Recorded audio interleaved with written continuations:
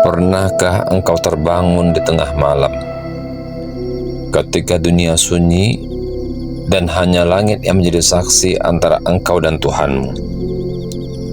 Engkau mengambil wudhu, dingin airnya menyentuh kulit, namun di dalam dada terasa hangat karena ada panggilan lembut dari sang kekasih. Engkau berdiri dalam salat, membaca ayat-ayat demi ayat, hingga akhirnya air mata jatuh tanpa sebab.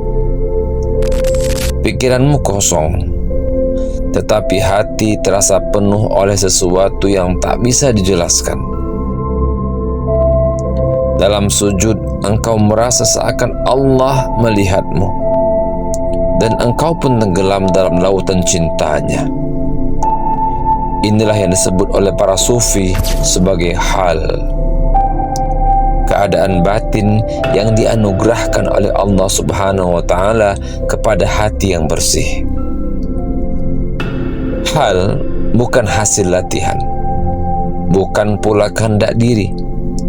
Ia adalah hembusan rahmat, seperti angin lembut yang menyentuh jiwa yang siap menerimanya. Pada saat itu, engkau tak lagi merasa sebagai aku. Enggak. Segalanya lenyap dan hanya Dia yang ada, Huwa. Inilah yang disebut dengan fana, lenyapnya kesadaran diri dalam kehadiran Allah. Dan ketika Allah menegakkan kembali dirimu dalam ketaatan setelah fana, itulah baqa, bertahan hidup bersama Allah, bukan karena dirimu, tapi karena Dia yang menghidupkanmu. Imam Al-Ghazali berkata, ketika cahaya ma'rifat telah masuk ke dalam hati, maka dunia menjadi kecil dan Allah menjadi besar. Ibnu Arabi mengatakan, aku tak pernah melihat sesuatu pun kecuali aku melihat Allah bersamanya, di dalamnya dan sebelum adanya. Inilah ma'rifat, pengetahuan yang tidak dicapai oleh akal, tapi dibukakan oleh hati yang telah berserah sepenuhnya. Ma'rifat bukan tentang mengenal Allah melalui kata, tetapi tentang merasakan kehadirannya di dalam setiap detak nafas. Rasulullah SAW menjelaskan hakikat ini dalam sabdanya tentang ihsan. An ta'budallaha ka'annaka tarah, fa in lam takun tarah, fa innahu yarak. Beribadalah engkau kepada Allah seakan-akan engkau melihatnya, dan jika engkau tak bisa melihatnya, maka ketahuilah bahwa Allah Azza wa Jalla melihat engkau. Ketika engkau mencapai ihsan, engkau akan memahaminya. Air matamu bukan milikmu, sujudmu bukan kekuatanmu, dan ketenanganmu bukan hasil usahamu. Semuanya tajalli,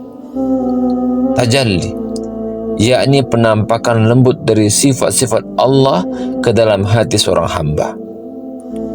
Rabi'atul Adawiyah pernah berdoa dalam tangis yang suci, ya Allah, mataku menangis bukan karena takut neraka, tetapi karena rindu ingin memandang wajah-Mu, ya Allah. Itulah muhabbah, cinta ilahiyah yang membakar segala selain Allah. Cinta yang tak membutuhkan balasan, tidak menuntut surga, tidak takut neraka, karena cukup baginya bersama sang kekasih. Maka ketahuilah, ketika engkau merasa kosong, bukan berarti engkau kehilangan sesuatu, tetapi karena Allah sudah mengosongkan hatimu dari selainnya, agar Dia bisa mengisinya dengan dirinya. Kekosongan itu bukan kehampaan, bukan. Itulah sir, rahasia terdalam dalam diri manusia, tempat Allah menyingkapkan dirinya kepada hamba pilihannya. Dan ketika engkau menangis tanpa tahu sebab, itu bukan kelemahan, bukan, melainkan bertanda bahwa tabir antara engkau dan Dia sedang tersingkap. Karena hakikatnya kita tak pernah benar-benar datang kepada Allah. Dialah yang memanggil kita untuk datang. Kita tak pernah benar-benar mencintainya. Dialah yang menanamkan cinta itu dalam dada kita. Kita tak pernah benar-benar melihatnya. Dialah yang menyingkapkan dirinya kepada kita. Maka jika suatu malam engkau menangis tanpa sebab, jangan hentikan tangisan itu. Sebab mungkin malam itu Allah sedang memandangmu dengan pandangan cinta yang hanya dipahami oleh hati yang fana.